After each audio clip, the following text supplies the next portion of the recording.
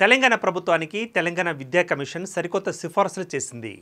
Private schools లేదా కాలేజీలలో విద్యార్థి చదువుతున్న సమయంలో తండ్రి లేదా కుటుంబాన్ని పోషించే వాళ్ళు చనిపోతే ఫీజు కట్టలేదన్న కారణంతో ఆ విద్యార్థిని మధ్యలో వెళ్ళిపోవాలని ఒత్తిడి చేయడానికి వీల్లేదని పేర్కొంది. ప్రతి ఫౌండేషన్ స్కూల్లోనూ ఏఐ ల్యాబ్ ఉండాలని చెప్పింది.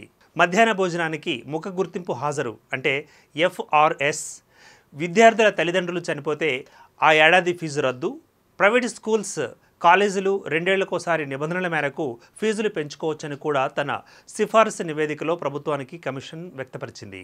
స్కూల్స్, జూనియర్ కళాశాలలలో ఫీజుల నియంత్రణ, మధ్యాహ్న భోజన పథకం పటిష్ట అమలు తదితర అంశాలపై కమిషన్ సమగ్రమైన నివేదికను అందించింది.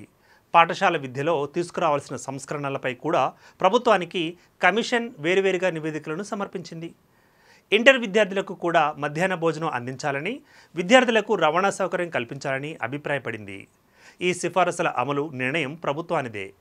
ఈ నివేదికలను కమిషన్ ఇవాళ తన వెబ్సైట్లో ఉంచింది. వీటిపై ప్రజలు తమ అభిప్రాయాలను పంపే వీలుంది. నిబంధనలను ఉల్లంఘించిన ఆయా విద్యా సంస్థలకు జరిమానా లేదంటే అనుమతులను కూడా రద్దు చేయాలని తన నివేదికలో పొందుపరిచింది.